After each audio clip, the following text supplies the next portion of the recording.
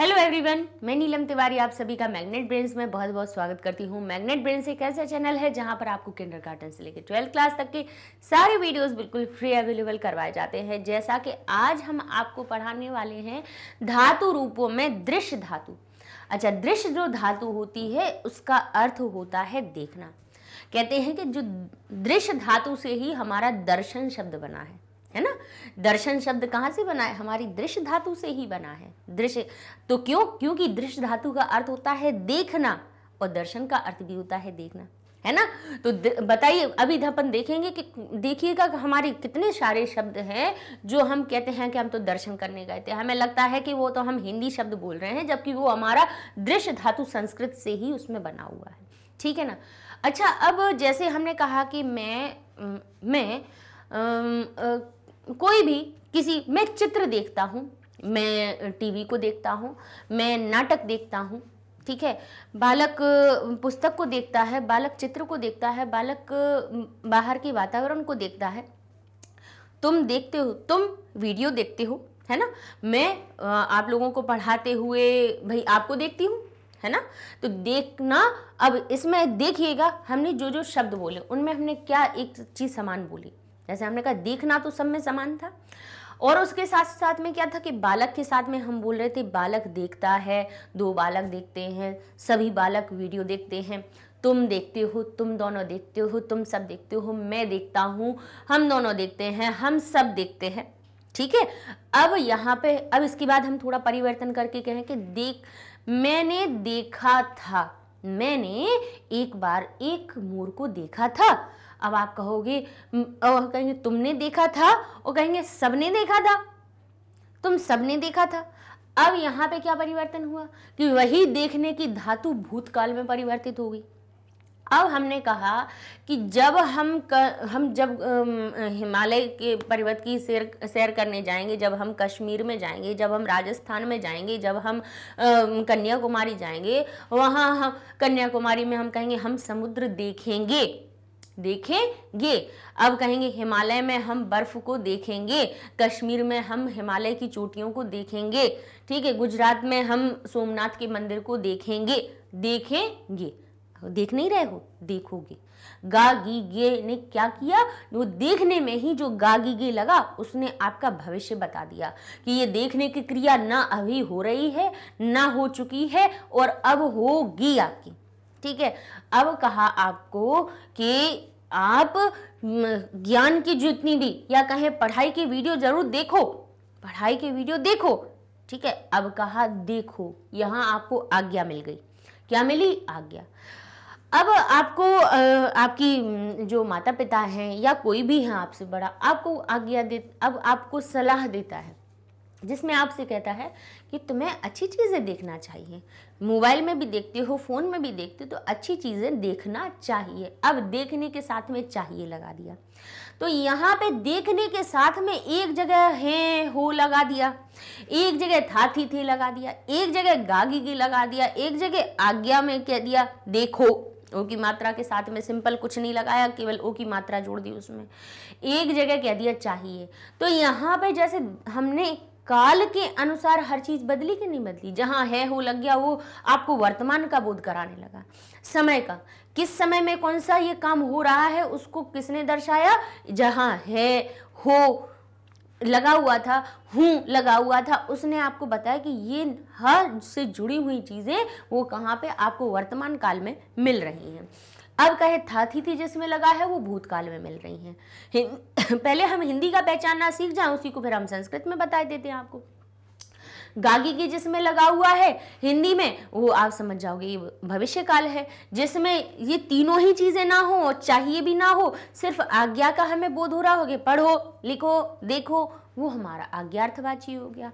और जिसमें हमें चाहिए यानी करना चाहिए, जो शुड यूज करते हैं ना, कहाँ पर? हम इंग्लिश में शुड लगा देते हैं। You should read the book, कहते हैं आपको बुक पढ़ना चाहिए, कहते हैं ना शुड लगाते हैं चाहिए के लिए। तो संस्कृत में चाहिए को शुड ना लगा के विधिलिंग लकार में बना देते हैं, उसी क्रिया को विधिलिंग लकार में बनाते हैं, तो चाहिए का अर्थ उसके साथ में लग जाता है।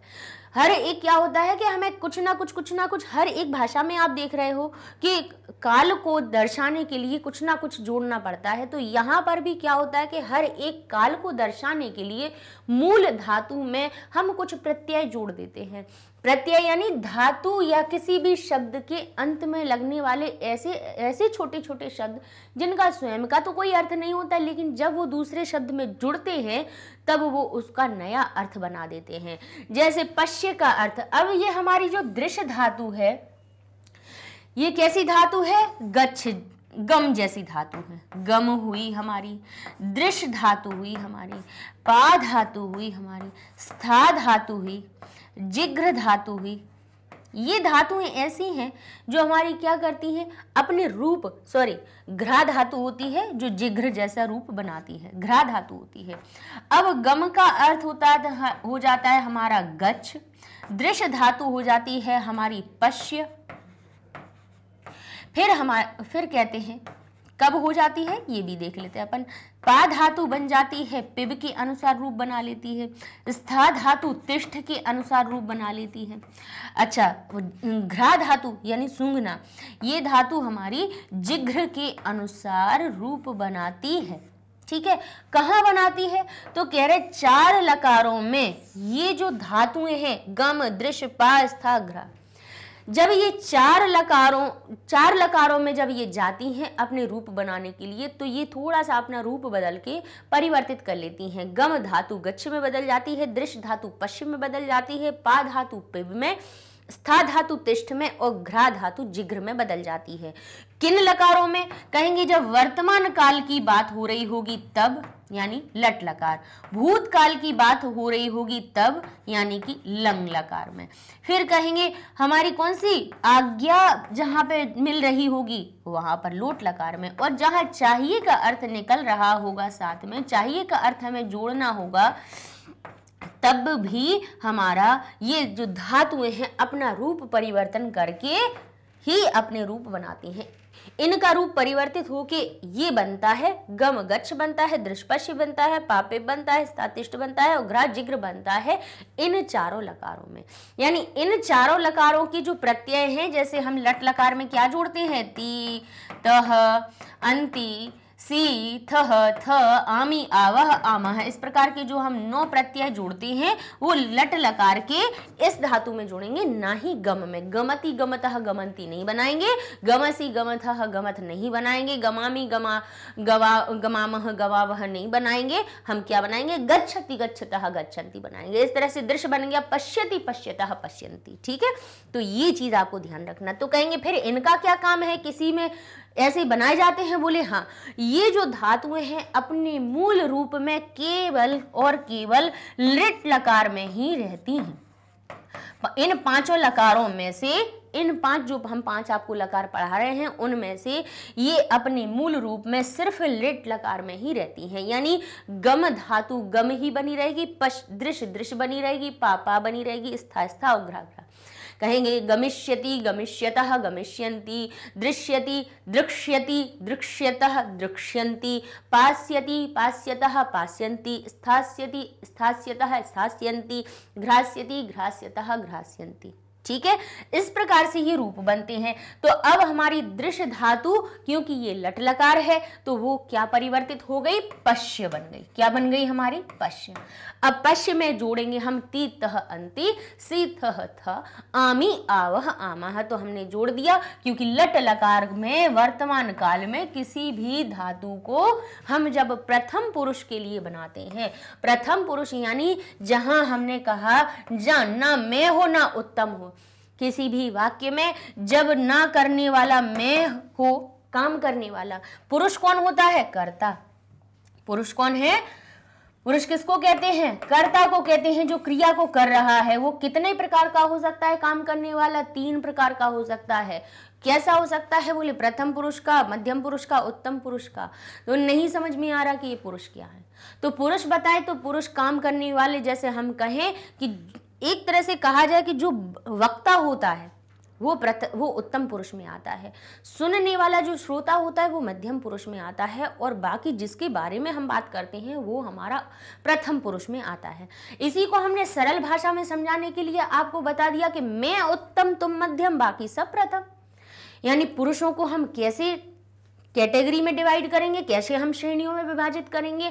हम कहेंगे कि जहाँ पे काम करने वाला मैं शब्द लिखा हुआ हो, कि मैं पढ़ता हूँ, मैं जाता हूँ, मैं खेलता हूँ, मैं खेलता था, मैं खेलूंगा, मैं खेलूं, मुझे खेलना चाहिए, किसी भी लकार में जब मैं शब्द लगा हुआ हो तो काम करने वाला जब मैं हो तो उसके लिए जो क्रिया आएगी वो हमारी क्योंकि मैं को उत्तम पुरुष में रखा गया है तो मैं के साथ में जितनी भी क्रियाएं लगेंगी वो हमारी ये वाली लगेंगी। अब आप कहोगे मैं के साथ में अगर पश्यामी लगा दिया था तो इसकी पश्यावह और पश्यामह बनाने का क्या जरूरत थी?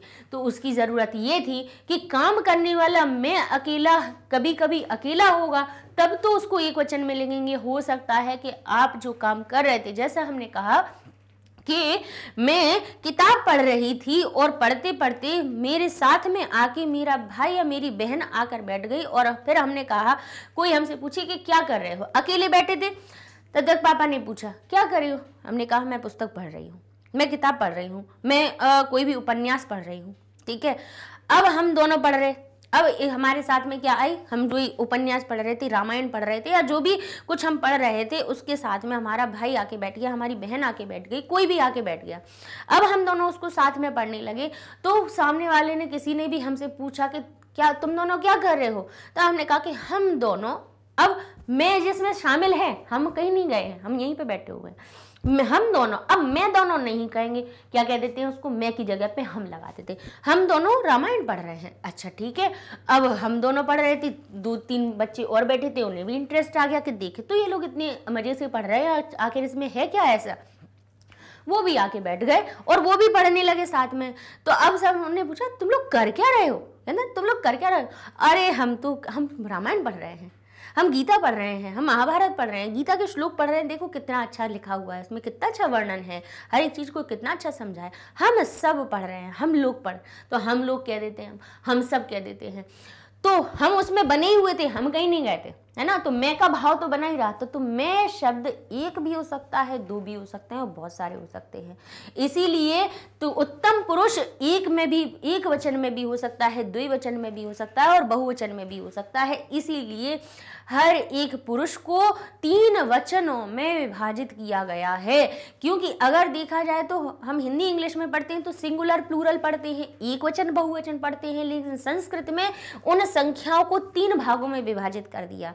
अगर कोई भी वस्तु केवल करता नहीं है, कुछ भी जो भी अगर संख्या में 1 है तो उसको एक वचन कहा जाएगा, संख्या में अगर वो 2 है तो उसको द्विवचन कहा जाएगा, और संख्या में वो 2 से अधिक है तो उसको बहुवचन की श्रेणी में रख दिया जाता है, जो 3 से लेके असंख्य तक है। ठीक है, संख्या नंबर 3 से लेके चाहे जितने भी लिखा हो, 3 घोड़े, 4 घोड़े, 10 घोड़े, 20 घोड़े, 50 घोड़े, लाख घोड़े, जितना भी, सब बहुवचन में आ जाएगा। ठीक है, तो यहां पर हमने क्या किया कि जो मैं यानी उत्तम पुरुष अगर लिखा हुआ है, मैं को संस्कृत में क्या कहते हैं, अहम, क्या कहते हैं, अहम। तो अगर अहम लिखा हुआ है तो उसके साथ में जो क्रिया आएगी, चाहे वो देखने की हो, पढ़ने की हो, काम कोई दुनिया का कोई भी काम हो, उसके साथ जो क्रिया आएगी वो उत्तम पुरुष और एक वचन वाली ही आएगी। आप कहोगे क्या कहीं और भी गुंजाइश है इसको जोड़ने की, क्या ये पश्यामी क्रिया और किसी के साथ आ सकती है? बोले बिल्कुल नहीं, ये हमारा VVIP है भाई पर्सन, इसके साथ में इसकी सीट पर कोई नहीं बैठ सकता है। अहम के साथ में उत्तम पुरुष एक वचन की क्रिया लगनी है तो वो ये नियम बिल्कुल पक्का है, नहीं बदलेगा। तो कहेंगे अहम मैं देखता हूं, मैं किताब देखता हूं, मैं चित्र देखता हूं, तो कहेंगे अहम पश्यामि। अब क्या देखते हो, वो अपना कर्म बता देना कि क्या देख रहे हो, चित्र देख रहे हो, फूल देख रहे हो, मयूर को देख रहे हो, तो क्या लिखेंगे हम, अहम पश्यामि। अब वहीं पर हमने कहा कि हम दोनों देखते हैं, अब हम चित्र देख रहे थे तो हमने कहा अहम चित्रम पश्यामि। ठीक है, अब हमने कहा कि नहीं, हम दोनों चित्र देख रहे थे, उसमें तो बहुत ही अच्छा लिखा हुआ था उस चित्र में, उस चित्र को देख के हमें बहुत अच्छा लगा। हम दोनों चित्र देख रहे हैं। अब जैसे हिंदी में लिख रहे हैं हम दोनों चित्र देख रहे हैं, तो हम दोनों को संस्कृत में क्या कहते हैं? आवाम। क्या कहा जाता है? आवाम। किसको देख रहे हो? चित्र को। तो चित्र में द्वितीय विभक्ति लगाई, हम कहेंगे चित्रम। अब कहेंगे आवाम के साथ में जो क्रिया जुड़ेगी, क्यों इसके अनुसार आ रही है, क्यों हम इसको देख रहे हैं? क्योंकि अगर ये ना हो तो क्रिया हो नहीं सकती है। काम करने वाला कर्ता नहीं होगा तो क्रिया नहीं होगी, इसीलिए क्रिया हमेशा अनुसरण करती है तो कर्ता की करती है। तो यहाँ हो जाएगा हमारा आवाम। और अब कहेंगे यहाँ पे अहम एक वचन था, तब हमने एक वचन की कही, लेकिन आवाम हमारा द्विवचन है। हम दोनों, इसमें मैं का भाव छुपा हुआ है। आवाम यानी हम दोनों लिखा हुआ है, तो इसमें हम क्या कहेंगे? बोले इसमें हम लगाएंगे उत्तम पुरुष द्विवचन की क्रिया, और ये हमारा हो जाएगा पश्यावह। क्या हो जाएगा? पश्याव। आवाम चित्रम पश्यावह।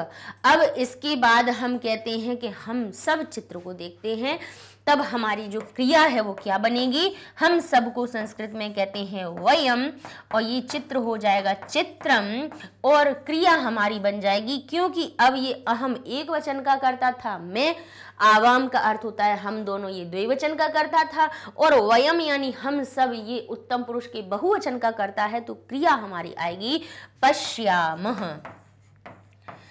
ये पहले लकार में हम सबके कर्ताओं को बताते जा रहे हैं, फिर सिर्फ हम रूम बताना आपको सिखा देंगे हर एक लकार का। ठीक है, कर्ता हमारे नहीं बदलते हैं।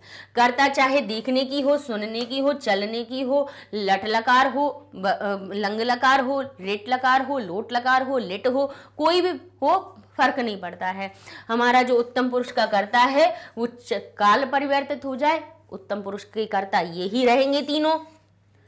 ठीक है, अब कहेंगे अगर क्रिया बदल जाए तो भी कर्ता हमारे यही रहेंगे, और इन्हीं के अनुसार ये क्रिया बनती है। इसीलिए ये टेबल आपको 9 रूपों में दिखाई देती है। हर एक क्रिया 9 रूपों में इन कर्ताओं की वजह से ही बनती है, कर्ता और वचन की वजह से बनती है। ठीक है, अब कहते हैं चलते हैं, चलो ये हमारा क्लियर हो गया कि उत्तम पुरुष के अहम आवाम वयम के लिए ये हमारी क्रियाएं जोड़ी गई।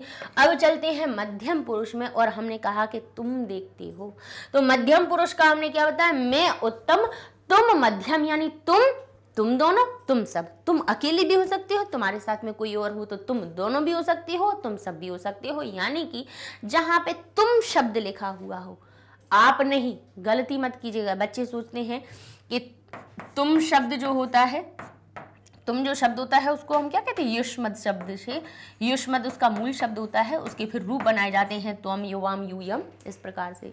अच्छा, आप जो शब्द है वो भवान शब्द होता है। आपका अर्थ क्या होता है? भवान।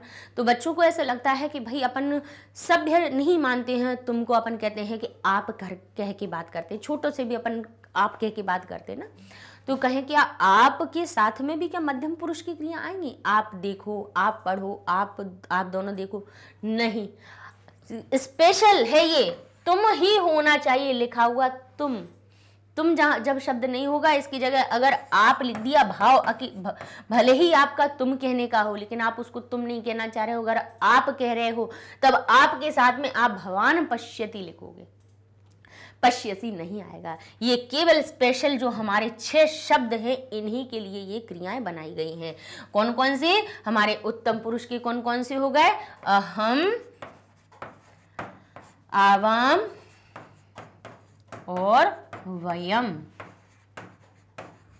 और यहाँ पे हमारा मध्यम पुरुष के जो कौन से कहेंगे? ये स्पेशल VIP जो शब्द हैं वो कौन सा है? त्वम। मध्यम पुरुष का कर्ता कौन होता है? तुम मध्यम। एक वचन में होगे तो त्वम कहेंगे, तुम्हारे साथ में 2 हो जाएंगे तो हम उसको युवाम कह देंगे, और कहेंगे तुम सब हो जाओगे तो उसी को हम यूयम कह देंगे।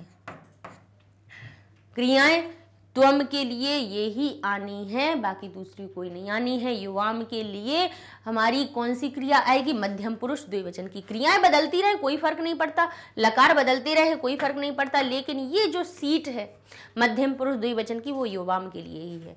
ये हमारी यूयम के लिए ही सीट है। इधर क्रिया बदल जाए, लकार बदल जाए, यहाँ के प्रत्यय बदल जाए, कोई फर्क नहीं पड़ता है। यहाँ पे चाहे देखने की आ जाए, पीने की आ जाए, लेकिन मध्यम पुरुष और जो बहुवचन की जो लाइन है ये किसके लिए आती है? यूयम के लिए ही। हमें भाई क्रियाएं तो हम अभी बता देते हैं, अभी ये तो बच्चे लगातार जब किताब में ही देखते हैं तभी उन्हें ये समानता पता चल जाती है कि लट लकार में जब हम क्रिया बना रहे हैं तो प्रथम पुरुष के लिए हम ती तह अंति लगा रहे हैं, मध्यम पुरुष के लिए सी थह थ लगा रहे हैं, और हमारे उत्तम पुरुष के लिए आमी आवह आमह लगा रहे हैं। ये तो हम बार बार देख के ही हमें याद हो जाएगा। ती तह अंति सी थह थ आमी आवह आमह, ये हमारी वर्तमान काल के लिए लग रही है, ठीक है। लेकिन इनको हम प्रयोग कहाँ करेंगे उसको अपन को सीखना है ना। अब कहें इसके लिए, इनके लिए क्या बना है? इनके लिए पूरी जनता बनी है, पूरी भीड़। कौन सी भीड़? बोले बस इन 6 को छोड़ दो तो मैं, हम दोनों हम सबको, तुम दोनों तुम सबको छोड़ दो, बाकी सब प्रथम। मैं उत्तम, तुम मध्यम, बाकी सब प्रथम। तो बोले बाकी सब में कौन? तो बस गिनते जाओ आप, हर एक संज्ञा को गिन लो और उसके स्थान पे आने वाले सर्वनाम को जोड़ लो। तो कहेंगे कौन से? अब चलिए शुरू करें अगर गिनती शुरू करें तो गिनती खत्म हो जाएगी, संज्ञाएं खत्म नहीं होंगी, नाम खत्म, संज्ञा यानी नाम खत्म नहीं होंगे। हाथी, घोड़ा, बादल, तितली, हवा, पानी, क्या है ये सब संज्ञाएं हैं। कहोगे पानी कौन सा काम करता है? पानी करता कैसे हो गया? क्यों? पानी बहता नहीं है, क्रिया कर रहा है। हवा बह नहीं रही है, बिल्कुल। हवा चल नहीं रही है, बोलकर हवा चल रही है। क्या चल रहा है? क्या चल रहा है? बोले फॉग चल रहा है। फॉग नहीं चल रहा है, हवा चल रही है ना। क्या चल रही है? हमारी संस्कृत की पढ़ाई चल रही है। भाई हर एक चीज क्या होगी? कुछ ना कुछ करता जरूर बनेगा। करता होगा कौन कौन सी? बोले दुनिया के कोई भी। लड़का कह दिया और लड़के की प्रजाति में जितने भी नाम है वो सब प्रथम पुरुष।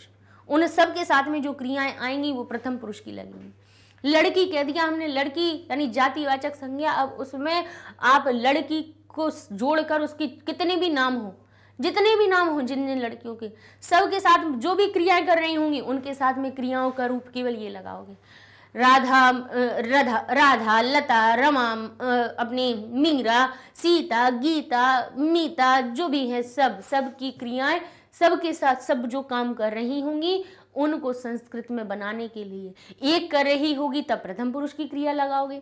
2 लड़कियां कोई कर रही होंगी उनके लिए हम द्विवचन की क्रिया लगाएंगे, और जब बहुत सारी हो जाएंगी संख्या में 2 से अधिक तब हमारी बहुवचन वाली क्रिया लगाई जाएगी, ठीक है।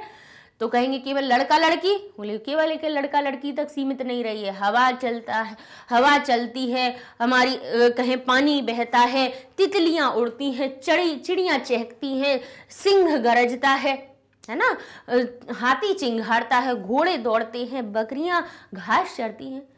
दुनिया के सब किनको? 6 को छोड़ के, इन 6 को छोड़ के प्रथम पुरुष की क्रियाएं सबके लिए। और बोले और सर्वनाम कौन से? सर्वनाम ऐसे कि हमने कहा घोड़ा दौड़ता है, हमने कह दिया वह दौड़ता है, यह दौड़ता है, ये दोनों दौड़ते हैं। तो वह और यह जो दौड़ता है, वह, यह, यत, ये जो शब्द हैं वो हमारे उनके साथ में जो क्रियाएं होंगी वो सब प्रथम पुरुष की आएंगी। तो जैसे कहें बालकः, अब बालक ले लेते हैं तो कहेंगे बालक देखता है तो कहेंगे बालकः पश्यति। 2 बालक देखते हैं तो हमारा हो जाएगा बालकौ पश्यतः। और हम कहें सब बालक देखते हैं या सब बालक चित्र देख रहे हैं, सब बालक टीवी देख रहे हैं, सब बालक फोन में वीडियो देख रहे हैं, तो क्या ये गलत बात है? बोले नहीं, सब देख रहे हैं। तो बालकाः पश्यन्ति, क्या कहेंगे हम? बालकाः पश्यन्ति, ठीक है। अब ये हमारी बन गई क्रिया। बालकः पश्यति, बालकौ पश्यतः, बालकाः पश्यन्ति। त्वं पश्यति, युवां पश्यतः, और यूयं पश्यत, अहं पश्यामि, आवां पश्यावः, वयं पश्यामः। अब हमारे कर्ता नहीं बदलने वाले हैं, भले ही हमारे क्या बदलते रहे, काल बदलते रहे। प्रथम पुरुष में बाकी सब, बालक के अलावा और भी जितने भी ये सब आ सकते हैं। क्या बनेगा? अब हमारी यहाँ पे आप कहोगे ना कि हमने बताया था कि लिट लकार में जो दृश्य धातु है वो दृश्य ही बनी रहती है। क्या बनी रहती है? दृश्य बनी रहती है, लेकिन इस दृश्य में भी परिवर्तन हो कि ये दृश्य का रूप बना लेती है। ये श हमारा क्या बना लेता है, हमारा श में परिवर्तित हो जाता है। क्यों? क्योंकि इसके साथ में अभी हमें क्या जोड़ना है, भविष्य काल का स्या भी तो जोड़ना है। अब इसमें जब हम स्या जोड़ते हैं तो भाई इनका परिवर्तन होता है, और यहाँ पे जो परिवर्तन होता है उससे ये जो दृश्य धातु है, हालांकि ये परिवर्तन कई नियमों से के बाद होता है, लेकिन हम साधारण में बता देते हैं कि ये हमारी दृश्य धातु, ये जो श्यति श्यतः श्यंति बनेगा, तो ये जो श्य जुड़ेगा भविष्य काल का, लिट लकार की क्रियाओं में सब में श्य जुड़ता है। याद करने के लिए बता दिया था कि जिससे सरलता से याद रहे कि जैसे भविष्य में श्या होता है ऐसे ही लिट लकार में श्या जुड़ता है। वो याद रखने की वजह से बता रहे हैं कि जिससे याद रहे, बच्चों को पता रहे कि आपको कि किस तरह से हमें श्या मिल रहा है, जबकि लिट लकार से ही ये भविष्य शब्द बना है। ठीक है, ये जो श्या आता है ना, लिट लकार से आ जाता है। तो भाई इन दोनों में परिवर्तन होता है, और ये दृश्य धातु हमारी क्या बन जाती है, ये री का र में परिवर्तन हो जाता है, ये द्र बन जाता है, और ये हमारी क्या बन जाती है, श और श हटा के यहाँ पे आ जाता है ये क्षत्रिय वाला छ। वो भी कैसा, आधा। आधा आता है तो डंडा आएगा नहीं, और दृश्य लिख देंगे इसको, क्या हो जाएगा, दृश्य। अब ये जो दृश्य बना है, दृश्य के साथ में अब हम जोड़ेंगे अपनी कैसी, लट लकार जैसी क्रियाएं। तो क्या हो जाएगा प्रथम पुरुष के लिए, वही अपनी ती तह अंति वाली टेबल याद रखिए लट लकार की, ती तह अंति सी थ थ आमी आवह आमह। तो क्या बन जाएगा, अब दृश्यति दृश्यतः नहीं कहेंगे, हम क्या कहेंगे, दृक्ष्यति दृक्ष्यतः दृक्ष्यन्ति दृक्ष्यसि दृक्ष्यथः और दृक्ष्यत, दृक्ष्यामि दृक्ष्यावह दृक्ष्याम। ठीक है, इस प्रकार से ये हमारी दृश्य धातु के कौन से रूप बन जाएंगे भविष्य काल में। अर्थ क्या निकलेगा, बालक देखेगा, दोनों बालक देखेंगे, सब बालक देखेंगे, तुम देखोगे, तुम दोनों देखोगे, तुम सब देखोगे, मैं देखूंगा, हम दोनों देखेंगे, हम सब देखेंगे। ये इसका अर्थ बन गया। अब हम क्यों इनके, ये जो हमारे कर्ता हैं उनको क्यों नहीं बदल रहे हैं, क्योंकि यहाँ पे जो हर क्रिया है वो इन्हीं पुरुषों में बननी है, इन्हीं पुरुषों के लिए। तो पुरुष और वचन नहीं बदलने हैं, क्रियाएं बदलती रहेंगी, लकार बदलते रहेंगे, फर्क नहीं पड़ना है। अब देखता था या देखा था, भूतकाल की बात आ गई। तो भूतकाल में बनाने के लिए हम था थी थे, जब हिंदी में था थी थे लगाते हैं तो उसमें संस्कृत में था थी थे का बोध कराने के लिए हम क्या करते हैं, मूल धातु में अ जोड़ देते हैं। बोले जोड़ देंगे, सब जगह जुड़ गया, ठीक है। अब इसकी बात क्या करेंगे, अब जो टेबल करेंगे वो हम जैसे हमने भूतकाल की पठ धातु करवाई है उसी के अनुसार हम क्या प्रत्यय जोड़ने हैं, यानी आ जोड़ा तो अपश्य अपश्य अपश्य जुड़ गया, सब में आप पश्य धातु में कर दिया, ठीक है। इसमें दृश्य चलेगा, नहीं चलेगा, केवल दृश्य चल रही थी केवल भविष्य काल में, बाकी के चारों लकारों में दृश्य हमारी पश्य बन गई, आ जोड़ दिया अपश्य बन गई। अब इसके बाद बनाए इसके रूप था थी थे जोड़ना है, तो अब हम क्या करेंगे, अब हम लगाएंगे टेबल त ताम न अह तम त अम आव आम। तो ये हो जाएगा अपश्यत अपश्यताम और अपश्यन, अपश्यः अपश्यतम और अपश्यत, अपश्यम अपश्याव और अपश्याम। अर्थ क्या निकलेगा, बालक ने देखा या बालक देखता था, दो बालकों ने देखा या दो बालक देखते थे। अब कहेंगे बालकों ने देखा या दो बालक देखते थे या बहुत सारे बालक देखते थे, अर्थ बालकः अपश्यत, ठीक है। अब कहा तुमने देखा या तुम देखते थे, तो त्वम अपश्यः, तुम जब छोटे थे तब मोगली बहुत देखते थे, तुम देखते थे तो त्वम अपश्यः, बीच की चीजें कुछ भी आती रहे लेकिन त्वम के साथ में क्रिया अपश्यः आएगी। युवाम अपश्यतम, तुम दोनों बचपन में बहुत डोरेमोन देखते थे, तो युवाम अपश्यतम। अब कहेंगे यूयम अपश्यत, तुम सब देखते थे, तो कहेंगे यूयम अपश्यत।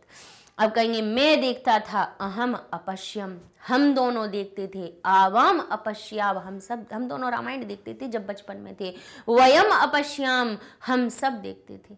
तो इस प्रकार से लंग लकार के हमारे रूप बनेंगे। ठीक है, अब चलते हैं हम लोट लकार। तो उसमें जो अब हमारे रूप बनेंगे वो कैसे बनेंगे, कहेंगे बिल्कुल हमने क्या कहा है, लोट लकार और विधिलिंग लकार को याद करना बहुत सरल है। हमने अगर भूतकाल को याद कर लिया, त ताम न अह तम ता अम आव आम, ये याद कर लिए हमने, तो हम आधे से ज्यादा यानी 1 या 2 जगह आपको परिवर्तन करना पड़ेगा। आप लोट लकार के भी बना लेंगे और आप क्या बना लेंगे, विधिलिंग के भी बना लेंगे। कैसे बनाएंगे देख लीजिए भाई, वही रहना है, आज्ञार्थ हो गया।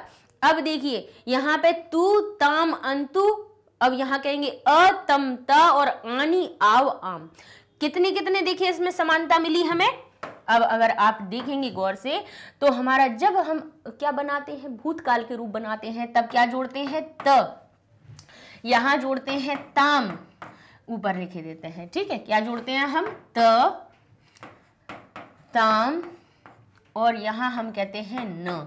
ठीक है, तो देखिए क्या परिवर्तन हुआ, बस ता में जोड़ दिया लोट लकार से उठा के ऊ। अब हम याद करने के लिए आपको बता रहे हैं भाई, देखिए हम जैसे आपको किन्हीं धातुओं में हम आपको बताते हैं कि ई का आगमन हो जाता है। हमने भविष्य काल की आपको क्रियाएं बताई थी, तो उसमें बोला था ना कि कुछ धातुएं ऐसी होती जिसमें हम जब भविष्य काल का स्या जोड़ते हैं उसके पहले ई लगा देते हैं, ये हमने आपको सिखाया था। हालांकि उसके व्याकरण के नियम अलग हैं, लेकिन हम उसको आपको उन नियमों पे ले जाएंगे। आपको हम कठिन नहीं बनाना चाह रहे हैं। एक तरह से सरलता से जब आप शुरू करेंगे तो धीरे धीरे फिर जब आप सरल चीज़ें सीख जाओगे तब फिर उन नियमों को अगर बताएं तब फिर आपको वो नियम भी समझ में आ जाएंगे। इसीलिए हमने ये बताया कि आप यह ध्यान कीजिएगा कि आधा व्यंजन होगा तो ई हमारा स्वर होता है, तो भाई आधे व्यंजन में स्वर को जुड़ने के हमारे पास क्या होता है, स्पेस होता है, जगह होती है, तो आधा व्यंजन स्वर जुड़ सकता है, इसीलिए ई उसमें लग जाती है। तो हमारी क्या बन जाती है, पठ पठिष्यति बन जाती है, गम गमिष्यति बन जाता है, हस हसिष्यति बन जाता है, लिख लिखिष्यति बन जाता है। इसलिए बताया है, जबकि हालांकि हमें भी ये हम भी जानते हैं कि वो नियम बहुत कुछ अलग होते हैं भाई, व्याकरण के नियम है, व्याकरण सम्मत चीज है, लेकिन जिससे कि अगर सरलता से वो आपको आ जाए, इसलिए हम उसको सरल करके बता देते हैं कि आप यहां पर इन धातुओं में आप जोड़ेंगे। वो भी हम ये नहीं कह रहे हैं कि क्यों क्या होता है भाई, जो अब हम आपको तो 7th के लेवल से पढ़ा रहे हैं, अब उसमें कोई अगर बड़े लेवल वाला कोई देखेगा तो वो कहेगा अरे मैडम तो गलत पढ़ा रहे हो आप, ऐसे थोड़ी ना ई का आगमन होता है। तो भाई वो तो हम भी जानते हैं, वो तो हमें भी पता है कि इडागम कहाँ होता है, इट का आगमन कहाँ होता है, ये तो हमें भी पता है। लेकिन यहाँ पे हम किन को बता रहे हैं, कक्षा 7 के बच्चों को पढ़ा रहे हैं, और उनको अगर इडागम के हम सूत्र बताने लगे तो फिर क्या हो जाता है कि बच्चों के लिए क्लिष्ट हो जाती हैं चीज़ें और उनका मन हट जाता है। ठीक है, इसीलिए हम ये बता देते हैं कि भाई हम ई कहाँ कहाँ जोड़ देते हैं। यहाँ पे भी हम इसीलिए देखिए, अब हमने कह दिया कि लोट लकार से ऊ हटा लिया, ऊ उठा लिया। अब ये हमने आपको याद करने के लिए बता दिया, भविष्य का स्या जोड़ दिया, हमने ये याद करने के लिए आपको ट्रिक्स जैसी बता दी। हालांकि नियम अलग हैं, हमें भी पता है, लेकिन यहाँ पे हम क्यों ऐसी चीजें बताते हैं जिससे कि बच्चे के दिमाग में एक बार बैठ तो जाए कम से कम, कि भविष्य काल की क्रिया बनाएंगे तो उसमें हमें स्या जोड़ना है, यानी भविष्य से ही उसको नाम आ जाएगा कि भविष्य में स्या होता है, यानी अच्छा भविष्य काल की क्रिया जब भी बनाएंगे स्या लगा देंगे, है ना। हालांकि नियम हम भी जानते हैं, ऐसा नहीं है कि हमें नियम पता नहीं है, लेकिन जब हम जिस स्तर पे पढ़ा रहे हैं हमें उसी स्तर को लेके चलना चाहिए। ठीक है ना। तो यहाँ पर देखेंगे हमने क्या परिवर्तन किया कि त जो था उसमें हमने लगा दी तू, आधा था आधा ता लिखा हुआ था, यहाँ पे हमने क्या लगा दिया, छोटे ऊ की मात्रा। अब छोटे ऊ की मात्रा कहाँ से लाए, याद करने के लिए बता रहे हैं। जैसे लोट का, लोट में समझिएगा, लोट में जो ओ की मात्रा है, ओ की मात्रा किससे बनती है, अ और ऊ से बनती है, सो हमने कहा यही ऊ हमने उठा के यहाँ रख दिया, लोट का ऊ। ठीक है, जिससे आपको याद रहे कि लोट का हम ऊ उठाकर कहाँ रखते हैं, ती तह अंति लगाते हैं, ती नहीं लगाते हैं, लोट में तू लगा देते हैं। ठीक है, या फिर भूतकाल जैसे देखें तो त ताम न होता है तो यहाँ त की जगह पे तू कर देते हैं, तू ताम जैसा करता है ऐसा, और न में भी तू लगा दे। अब आधे ना में तू लगाएंगे तो आधा ना फिर ऐसे बन जाएगा और इसको ऐसे बना देंगे अंतु, क्या बना देंगे अंतु, तू ताम अंतु। ठीक है, अब इसके बाद तू ताम अंतु हो गया। अब यहाँ पे भूतकाल की मध्यम पुरुष की क्रियाएं देखें तो उसमें क्या जोड़ते हैं, अह तम और त, अहतमता, तो यहाँ पे क्या किया, सिर्फ यहाँ के विसर्ग को हटाया और बाकी के सब एक जैसे वैसे के वैसे रखे भूतकाल जैसे। तो पश्य जहां बन रहा था वहां बन गया पश्य। अब कहेंगे तो फिर अगर तम जैसा का तैसा है, त जैसा का तैसा है, तो हम कैसे इसमें अंतर करेंगे कि ये हमारी भूतकाल की है या लोट लकार की।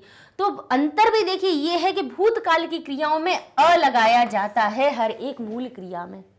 हर एक जो मूल क्रिया होती है उसके साथ में अ आगे लगता है, तब पीछे वाले प्रत्यय जोड़े जाते हैं, लेकिन लोट लकार में प्रत्यय नहीं जोड़ते। अंतर समझ में आ गया दोनों में? बोले हो गया। तू तम अंतु अतमता, और यहाँ पे आमी आवह आमह जो हम कहते हैं वो आनी की जगह आमी की जगह हो गया हमारा आनी आवह। या अगर हम भूतकाल से जोड़ के देखें तो क्या बनता है, आव आम, आव और आम। ये तो भूतकाल जैसा ही समान हो गया। बोले पश्याम, पश्याव और हमारा पश्यानी, बस पश्यम की जगह हमारा पश्यानी बन गया है, आनी जुड़ गया है। तो परिवर्तन कितना हुआ कि केवल एक आनी का ये परिवर्तन हमें दिखाई दिया, एक छोटा सा परिवर्तन छोटी ऊ की मात्रा का ये आया और एक छोटा सा ये आया, बाकी के हमारे सब भूतकाल जैसे ही बन गए। तो बोले ठीक है। अब इससे हमें याद रहेगा कि पश्यानी लोट लकार में अगर मैं के साथ में क्रिया लगानी हो तो उसमें आनी जोड़िएगा। लोट लकार में जब अहम के साथ में कोई क्रिया जोड़ना तब उसके साथ में आनी जोड़िएगा। ठीक है, आज्ञा अनुज्ञा के रूप में आप क्या जोड़ेंगे, अहम के साथ में आनी जोड़ेंगे। लट लकार में आमी जोड़ा जाता है। ठीक है, लिट लकार में श्यामी जोड़ा जाता है, और हमारे लंग लकार में क्या जोड़ते हैं कि अपश्यम, अम जोड़ देते हैं। इस प्रकार से अब आनी शब्द सबसे ही अलग चमक रहा है तो हम याद रखेंगे कि लोट लकार में जोड़ते हैं उसको।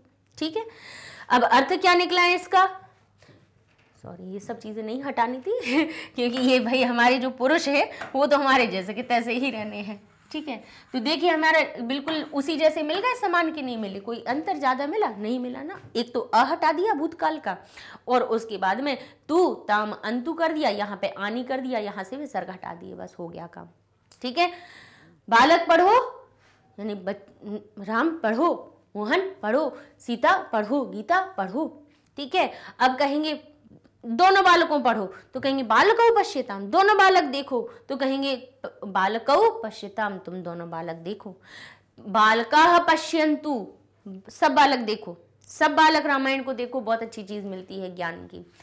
तुम देखो, तुम पश्य, तुम दोनों देखो, युवाम पश्यतम, तुम सब देखो तो कहेंगे यूयम पश्यत, मैं देखूं, मैं देखूं तो बोले अहम पश्यानि, हम दोनों देखें आवाम पश्याम, वयम हम सब देखें वयम पश्याम। ठीक है, इस प्रकार से ये हमारे लोट लकार हो गया।